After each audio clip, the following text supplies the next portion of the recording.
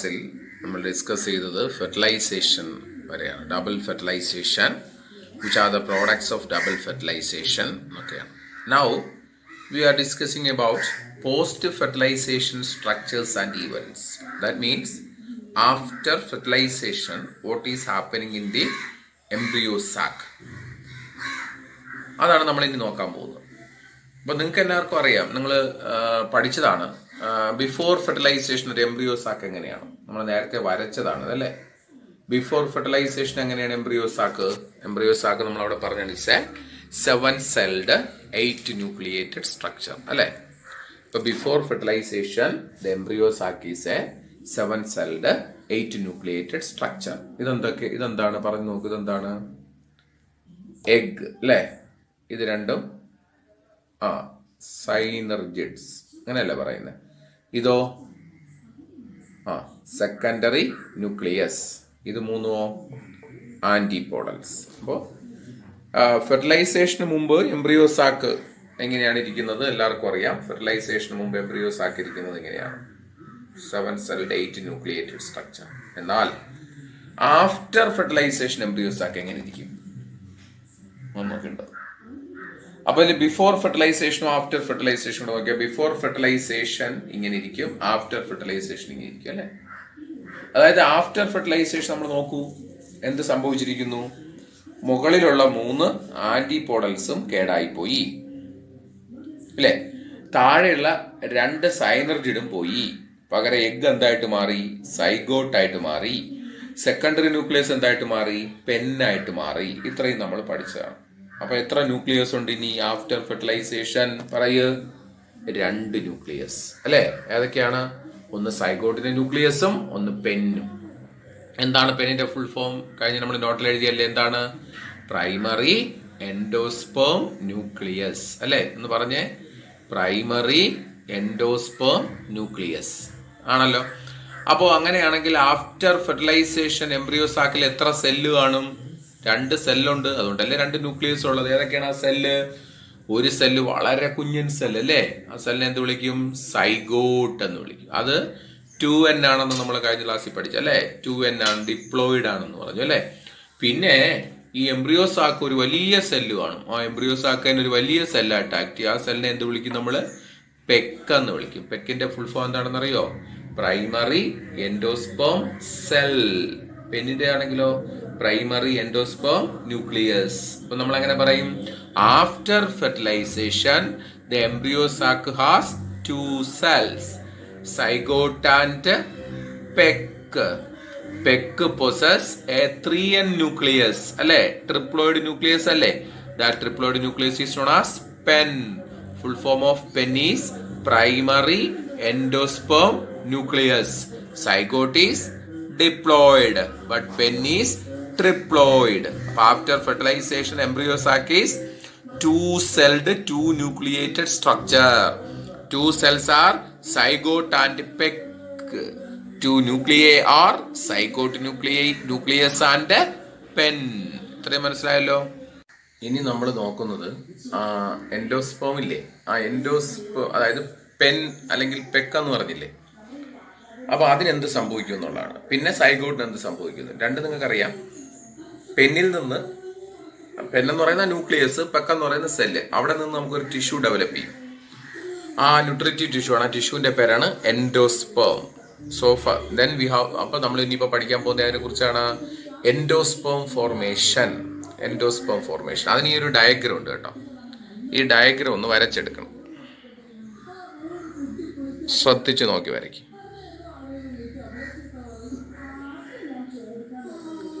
Pose ചെയ്ത് വെച്ചിട്ട് ഈ ഭാഗം വരയ്ക്കണം.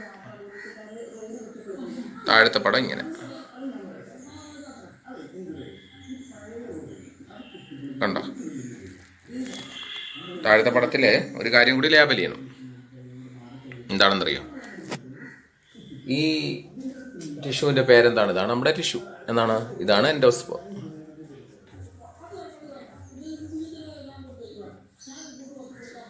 കണ്ടോ. അപ്പൊ ഇങ്ങനെ ഇത് വരയ്ക്കണം. പോസ് ചെയ്ത് വെച്ചിട്ട് വരയ്ക്കണം. കണ്ടല്ലോ. അപ്പൊ എൻഡോസ്പേം ഫോർമേഷൻ പരീക്ഷയ്ക്ക് ചോദിച്ചാൽ നമ്മൾ എഴുതണം. എങ്ങനെ എഴുതും? അപ്പൊ നമുക്കറിയാം, after fertilisation the embryo sac contains 2 cells. പിന്നെ എംബ്രിയോ സാക്ക് നമ്മൾ വിളിക്കൂല. ആഫ്റ്റർ ഫെർട്ടിലൈസേഷൻ 2 cells ഉണ്ട്, 2 സെല്ലുകൾ ഉണ്ട്. ഒന്നേത് പെക്ക്, രണ്ടാമത്തേതാണ് സൈഗോട്ട്. സൈഗോട്ട് അവിടെ ഇരുന്നോട്ടെ. ഈ പെക്കിന് എന്ത് സംഭവിക്കും നോക്കാം. So PEC has a triploid nucleus, 3n nucleus which is known as PEN. ഈ ആദ്യത്തെ പടമാണ് ഞാൻ പറയുന്നത്, പെൻ. രണ്ടാമത്തെ പടം നോക്കി, പെന്നിന് എന്ത് സംഭവിക്കും? This pen undergo continuous nuclear division without cell wall formation. Cell wall form ചെയ്യാതെ ഇത് ഈ ന്യൂക്ലിയസ് ആയിട്ട് ഇങ്ങനെ ചുമ്മാ കുറേ അങ്ങ് ഡിവൈഡ് ചെയ്തൊരു കുറേ ന്യൂക്ലിയസുകൾ ഇങ്ങനെ ചിതറിക്കിടക്കുന്ന അവസ്ഥ. അപ്പൊ അതിന് നമ്മൾ എന്ത് വിളിക്കും? ഫ്രീ ന്യൂക്ലിയർ എൻഡോസ്പേം എന്ന് വിളിക്കും.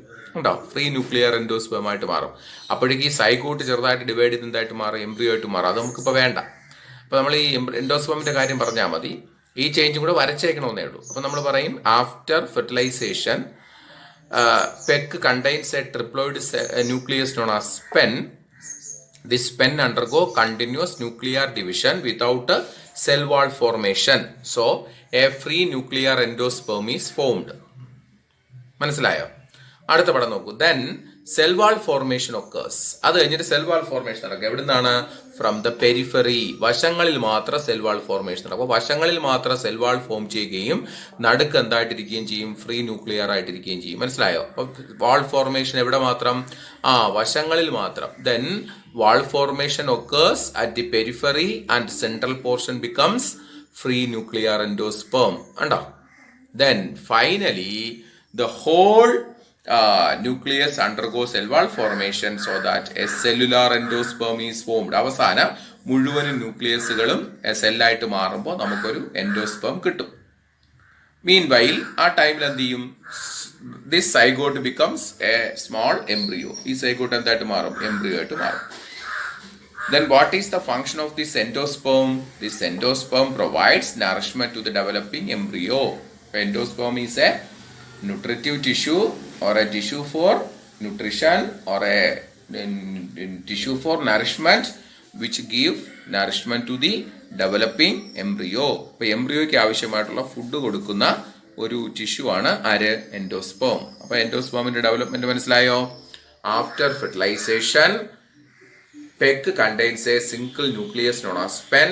Pen undergo free nuclear division. As a result, a free nuclear endosperm is formed.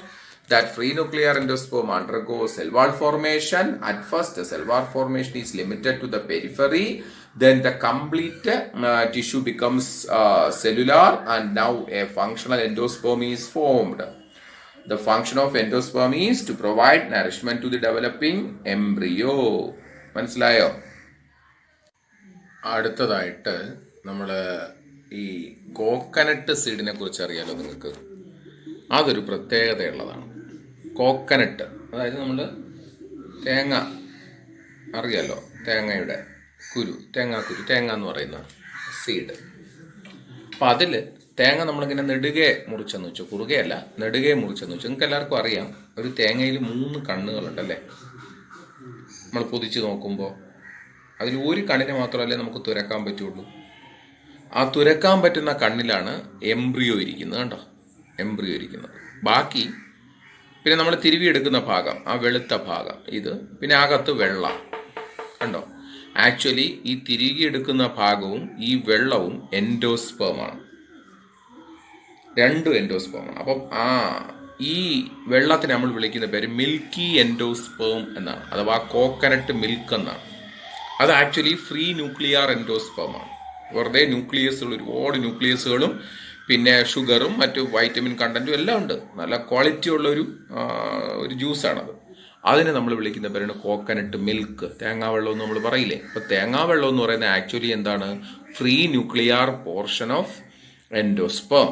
ഇനി ഈ വെളുത്ത നമ്മൾ തിരുവിയെടുക്കുന്ന ഭാഗം എന്താണ്? Cellular portion of endosperm which is known as the kernel. അപ്പോൾ actually in a coconut seed there are 2 types of endosperms. The white portion is cellular portion which is known as the kernel, and the central portion is occupied by a fluid which is a free nuclear endosperm, and that is known as coconut milk. അപ്പം അങ്ങനെയാണെങ്കിൽ milky endosperm ഉള്ള ഒരു plant എന്ന് ചോദിച്ചാൽ നിങ്ങൾ ഏത് പറയും? Coconut എന്ന് പറയും. കോക്കനട്ട് സീഡിനകത്താണ് എന്തുള്ളത്? മിൽക്കി എൻഡോസ്പേം ഉള്ളത്. അപ്പം ഇതും കൂടി നിങ്ങൾ ജസ്റ്റ് ഒന്ന് വരച്ചിട്ടേക്കണം നോട്ടിൽ, ഇപ്പം മനസ്സിലാക്കാൻ വേണ്ടിയിട്ട് ഇതും കൂടി ഒന്ന് വരച്ചിട്ടേക്കണം കേട്ടോ. അടുത്തത് ഡെവലപ്മെന്റ് ഓഫ് എംബ്രിയോ ആണ് കേട്ടോ. ഡെവലപ്മെന്റ് ഓഫ് എംബ്രിയോ, അതിന് നിങ്ങൾ ഈ ഡയഗ്രാം വരയ്ക്കണം. അതായത് എംബ്രിയോയുടെ ഡെവലപ്മെന്റിന്റെ സ്റ്റേജസ് ആണ്. എക്സാമിന് വരയ്ക്കൊന്നും വേണ്ട, പടം കണ്ട് പേടിക്കൊന്നും വേണ്ട, എക്സാമിൻ്റെ നോട്ട് മാത്രം എഴുതിയാൽ മതി. പക്ഷേ ഇപ്പോൾ ഒരു പടം നിങ്ങൾ വരച്ചിടണം നോട്ടിൽ. അപ്പോൾ ഇതെന്താണ്? ഇത് ഫെർട്ടിലൈസേഷന് മുമ്പുള്ള, ഫെർട്ടിലൈസേഷന് ശേഷം, ആഫ്റ്റർ ഫെർട്ടിലൈസേഷൻ എംബ്രിയോസ് ആക്കണം. കണ്ടോ, ഡീജനറേറ്റിംഗ് ആന്റിപോഡൽസ് കേടായിപ്പോയി. ഇത് പ്രൈമറി എൻഡോസ്പേം ന്യൂക്ലിയസ്. ഇത് എഗ് എന്തായിട്ട് മാറി? സൈഗോട്ടായിട്ട് മാറി. ഇത് സൈനറിജിഡ് എന്ത് ചെയ്തു പോയി? ഡീജനറേറ്റ് ചെയ്തു പോയി. ഇപ്പോൾ സൈനറിജിഡ് ഡീജനറേറ്റ് ചെയ്തു പോയി, സൈഗോട്ട് ഉണ്ടായി, പ്രൈമറി എൻഡോസ്പേം സെല്ല്, ഇത് പ്രൈമറി എൻഡോസ്പേം ന്യൂക്ലിയസ്, ഇതും ഡീജനറേറ്റ് ചെയ്തു പോയി. ഇനി നമ്മൾ എൻഡോസ്പേമിന്റെ കാര്യം പറഞ്ഞു, അതുകൊണ്ട് ഇനി ഇതിന്റെ കാര്യം നമ്മൾ നോക്കണ്ട. ഇനി നമ്മൾ ഏതിന്റെ കാര്യം നോക്കിയാൽ മതി? സൈഗോട്ടിന് എന്ത് പറ്റും എന്ന് നോക്കിയാൽ മതി. അപ്പൊ സൈഗോട്ട് കണ്ടോ, എവിടെ സൈഗോട്ട്? ഈ സൈഗോട്ട് ഇത് എന്ത് ചെയ്യുന്നറിയോ? കണ്ടോ, അതാണ് ഈ സൈഗോട്ടിനെ എടുത്ത് വരച്ചിരിക്കുന്നത്. ഈ സൈഗോട്ട് എന്ത് ചെയ്യും? ആദ്യം ഡിവൈഡ് ചെയ്ത് ഒരു അപ്പർ സെല്ലും ഒരു ലോവർ സെല്ലുമായിട്ട് മാറും. കണ്ടോ, രണ്ടാമത്തെ പടം. അപ്പൊ ഈ സൈഗോട്ട് ഡിവൈഡ് ചെയ്ത് ഒരു അപ്പർ സെല്ലും ഒരു ലോവർ സെല്ലുമായിട്ട് മാറും. ലോവർ സെല്ലിൽ നിന്നാണ് എംബ്രിയോ ഡെവലപ്പ് ചെയ്യുന്നത്. അപ്പർ സെൽ സസ്പെൻസർ എന്ന് പറയുന്ന ഒരു ടിഷ്യൂ ആയിട്ട് മാറും. ഉണ്ടോ? ലോവർ സെൽ ബിക്കംസ്, ആദ്യം എന്തായിട്ട് മാറും? Lower cell becomes first spherical embryo which is known as the globular embryo എന്ന് പറയും. ഉണ്ടോ? ഗ്ലോബുലാർ എംബ്രിയോ ആയിട്ട് മാറും. ഇങ്ങനെ ഉരുണ്ട ഒരു എംബ്രിയോ ആയിട്ട് മാറും. Upper cell becomes the suspensor. ഉണ്ടോ? ഇവിടെ അപ്പർ സെൽ പിന്നീട് സസ്പെൻസർ ആയിട്ട് അങ്ങ് മാറും. ഈ ഗ്ലോബുലാർ എംബ്രിയോ പിന്നെ എന്താവും? ഹേർട്ട് ഷേപ്ഡ് എംബ്രിയോ ആയിട്ട് മാറും. ഉണ്ടോ? ഹേർട്ട് ഷേപ്ഡ് എംബ്രിയോ കഴിഞ്ഞിട്ട് അടുത്ത് ഇതിനെ ടൊർപിഡോ എന്നാണ് വിളിക്കുന്നത്. പേരെഴുതിയിട്ടില്ല. ടൊർപിഡോ എംബ്രിയോ ആയിട്ട് മാറും. ഈ ടൊർപിഡോ എംബ്രിയോയിൽ നിന്നാണ് ഒരു മെച്വർ എംബ്രിയോ ഉണ്ടാകും. ഇതാണ് മെച്വർ എംബ്രിയോ ആയിട്ട് മാറും. അത് മാറ്റിയാണ് പുസ്തകത്തിൽ വരച്ചിരിക്കുന്നത്. കണ്ടോ? ഇപ്പൊ എംബ്രിയോയുടെ ഡെവലപ്മെന്റ് ഉണ്ടല്ലോ. ഇപ്പൊ ഫസ്റ്റ് സൈഗോട്ട് അണ്ടർഗോ, ഇത് വേണം, zygote undergoes a cellular division to produce an upper cell and a lower cell. The upper cell becomes a tissue known as suspensor. എന്താണ് സസ്പെൻസറിന്റെ ഫംഗ്ഷൻ? സസ്പെൻസറിന് രണ്ട് ഫംഗ്ഷൻ ഉണ്ട്. പരീക്ഷ ചോദിക്കും കേട്ടോ. ചോദിക്കുകയാണെങ്കിൽ എഴുതണം. ഒന്ന്, suspensor absorbs nourishment from the endosperm to the for the embryo. എംബ്രിയോയ്ക്ക് വേണ്ടി എൻഡോസ്പേമിൽ നിന്ന് ആഹാരത്തെ അബ്സോർബ് ചെയ്യുന്നത് സസ്പെൻസർ ആണ്. അപ്പൊ suspensor absorbs nourishment from the endosperm to the developing embryo. Then suspensor also holds ചെയ്ത് നിർത്തും the embryo within the seed. ആ സീഡിനകത്ത് എംബ്രിയോ എങ്ങനെ പിടിച്ചു നിർത്തൂലേ? ആങ്കറേജ്. അപ്പൊ അബ്സോർഷൻ ആൻഡ് ആങ്കറേജ്. ഒരു ചെടിയിൽ വേര് ചെയ്യുന്ന പരിപാടി എന്താണ്? വേര് ചെയ്യുന്നത് ചെടിക്ക് വേണ്ടി ജലവും ലവണവും വലിച്ചെടുക്കുന്നു, ചെടിയെ മണ്ണിൽ പിടിച്ച് നിർത്തുന്നു. അതുപോലെ തന്നെ ഒരു വിത്തിലെ എംബ്രിയോയ്ക്ക് വേണ്ടിയിട്ടുള്ള ആഹാര സാധനങ്ങൾ എൻഡോസ്പേമിൽ നിന്ന് അബ്സോർബ് ചെയ്യുന്നു. അതോടൊപ്പം ആ എംബ്രിയോയെ അവിടെ ഹോൾഡ് ചെയ്ത് നിർത്തുന്നു. ഇത് രണ്ടും ആര് ചെയ്യുന്നതാണ്? സസ്പെൻസർ ചെയ്യുന്നതാണ്.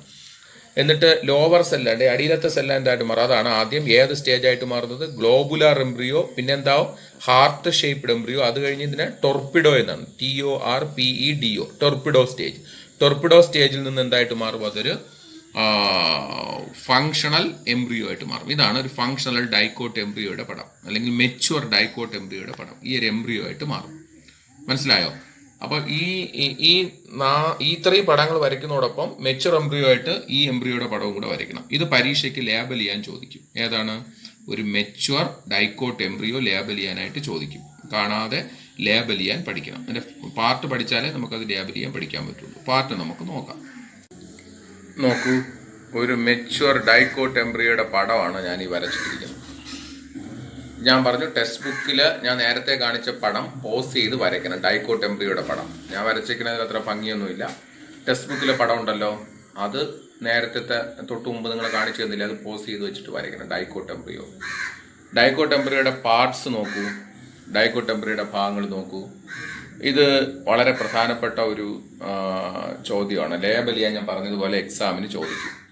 ഡൈക്കോട്ട് എംബ്രിയോയ്ക്ക് നീളമുള്ളൊരു ഭാഗമുണ്ട്. ഇതിനെ എംബ്രിയോണൽ ആക്സിസ് എന്ന് വിളിക്കും. Dicot embryo has and embryonal axis, അതിൽ ലേബലൊന്നും ചെയ്തിട്ടില്ല. ഇതാണ് എംബ്രിയോണൽ ആക്സിസ്. ഇവിടെ മുതൽ ഇവിടം വരെയുള്ളതിന് എംബ്രിയോണൽ ആക്സിസ് എന്ന് പറയും. Embryonal axis and 2 cotyledons. ഇതാണ്. അപ്പോൾ നമ്മൾ എങ്ങനെ പറയും ആ സ്ട്രക്ചർ എഴുതി തുടങ്ങുന്നത് എങ്ങനെ? Dicot embryo has a long embryonal axis and 2 cotyledons. ഇനി എംബ്രിയോണൽ ആക്സിസിനെ കുറിച്ച് എഴുതണം. എംബ്രിയോണൽ ആക്സിസിന്റെ the posterior region of the embryonal axis is known as hypocotyle. The posterior region എന്ന് വെച്ചാൽ അറിയാലോ, അകന്ന ഭാഗം. The posterior region of the embryo sac is known as hypocotyle. Hypocotyle ends with radicle. Hypocotyle എവിടെ അവസാനിക്കും? Radical അവസാനിക്കും. And radical gives the root system of the seedling. Seedling എന്ന് വെച്ചാൽ തൈച്ചെടി. Seedling, LING, seedling. Then the radicle is protected by a root cap. Radicle protect ചെയ്തുകൊണ്ടാരുണ്ട്? Root cap ഉണ്ട്. Then the anterior side of the embryonal axis is known as epicotyle. Anterior side is the epicotyle. Epicotyle ends with a plumule. Epicotyle എവിടെ അവസാനിക്കും? പ്ലുമ്യൂളിൽ അവസാനിക്കും. Plumule gives the shoot system of the seedling. മനസ്സിലായോ? അപ്പോൾ നമ്മൾ embryonal ആക്സിസിനെ കുറിച്ച് എന്ത് പറയും? Embryonal axis is the in dicot embryo there is a long embryonal axis and the posterior region of the embryonal axis is known as the hypocotyle. Hypocotyle ends with radicle. Radicle gives the root system and radicle is protected by a root cap. The anterior side of the embryonal axis is known as epicotyle. Epicotyle ends with plumule. Plumule gives the shoot system. ഇനി നമ്മൾ ആരെ കുറിച്ച് പറയണം? Cotyledons അല്ലേ? There are 2 cotyledons in a dicot embryo. അതുകൊണ്ടാണ് dicot എന്ന് വിളിക്കുന്നത്. 2 cotyledons ഉള്ളതാണ് ഡൈക്കോട്ട് എംബ്രിയോ എന്ന് പറയുന്നത്. There are 2 cotyledons in a dicot embryo. These cotyledons provide nourishment to the developing seedling. Developing embryo അല്ല, developing seedling. What is the function of cotyledon? Cotyledons provide nourishment to the developing seedling. വളർന്നു വരുന്ന തൈച്ചെടിക്ക് ആവശ്യമായിട്ടുള്ള nutrition കൊടുക്കുന്നത് ബീജപത്രങ്ങൾ എന്നറിയപ്പെടുന്ന cotyledons ആണ്. അപ്പൊ ഈ dicot എംബ്രിയോയുടെ പടം കണ്ടല്ലോ. ഈ പടം നിങ്ങൾ വരയ്ക്കണം. പടം വേണ്ട, ഇതാണ്. ഇത് പോസ് ചെയ്ത് വെച്ചിട്ട് ഇത് വരയ്ക്കണം.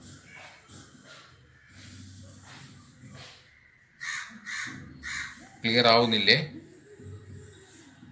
ക്ലിയർ ആക്കാം.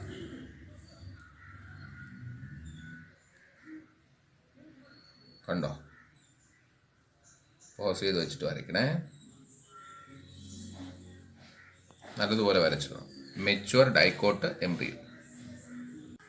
ഡൈക്കോട്ട് എംബ്രിയോ പഠിക്കുമ്പോൾ സ്വാഭാവികമായിട്ടും മോണോകോട്ട് എംബ്രിയോയുടെ സ്ട്രക്ചറും പഠിക്കണം അല്ലേ? അപ്പം ഈ പടം പോസ് ചെയ്ത് വെച്ചിട്ട് മോണോകോട്ട് എംബ്രിയോ എന്ന് പറഞ്ഞിട്ട് വരയ്ക്കണം. കണ്ടോ? കണ്ടോ? ലേബലുണ്ട് ഇങ്ങനെയാണ്. Scutellum, coleoptile, shoot apex, epiblast, radicle, root cap, coleorhiza. ഈ പടം പോസ് ചെയ്ത് വെച്ചിട്ട് ഈ ഡയഗ്രാം വരയ്ക്കണം. പ്രധാനപ്പെട്ടതാണ് മോണോകോട്ട്. ഇതും ചിലപ്പോൾ ലേബൽ ചെയ്യാൻ ചോദിക്കും. കണ്ടോ? ഇനി ആ മോണോകോട്ട് എംബ്രിയോയുടെ പടത്തിൽ നോക്കൂ. നമുക്ക് എന്തൊക്കെ ലേബൽ ചെയ്യാം? അപ്പോൾ മോണോകോട്ട് എംബ്രിയോയ്ക്ക് എന്തൊക്കെയുണ്ട്? മോണോകോട്ട് എംബ്രിയോ ഹാസ്, ശ്രദ്ധിച്ചോണം, മോണോകോട്ട് എന്നല്ലേ പറയുന്നത്, ഓൺലി 1 കോട്ടിലിഡൻ. എവിടെയാ cotyledon? This is the cotyledon which is known as scutellum. അപ്പോൾ മോണോകോട്ട് എംബ്രിയോയ്ക്ക് ഒരേ ഒരു കോട്ടിലിഡനേ ഉള്ളൂ. ആ കോട്ടിലിഡനെ നമ്മളൊരു പേര് വിളിക്കും, സ്ക്യൂട്ടല്ലം എന്നാണ് വിളിക്കുന്നത്. അപ്പോൾ this scutellum is nothing but the single cotyledon. Then ഏറ്റവും പ്രധാനം എന്താണ്? ഷൂട്ട് അപ്പെക്സ് ഉണ്ടോ? ഇതാണ് പ്ലുമ്യൂൾ എന്ന് നമ്മൾ പറഞ്ഞില്ലേ, ഡൈക്കോട്ടി പറഞ്ഞ അതേ സാധനം തന്നെയാണ്. പക്ഷേ here പ്ലുമ്യൂൾ is protected by coleoptile എന്ന് പറയുന്ന ടിഷ്യൂ ഉണ്ട്. അവിടെ പ്ലുമ്യൂൾ നേക്കഡാണ്. കേട്ടോ, ഇവിടെ നോക്കൂ, ഇവിടെ പ്ലുമ്യൂൾ ഇതാണ് പ്ലുമ്യൂൾ, അത് നേക്കഡാണ്. പ്ലുമ്യൂളിനെ പ്രൊട്ടക്ട് ചെയ്തുകൊണ്ട് ആരുമില്ല.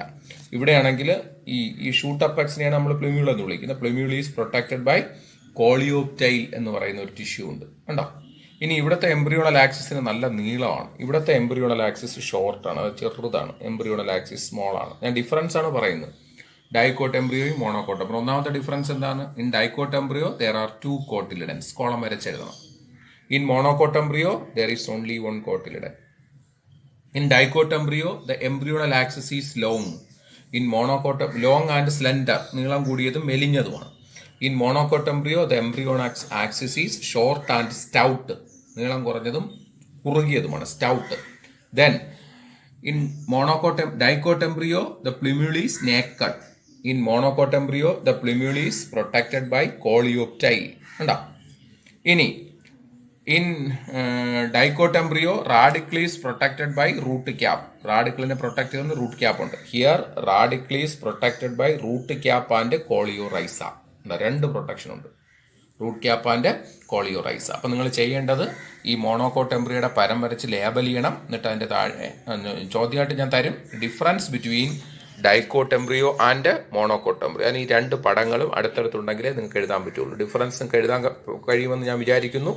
എഴുതണം.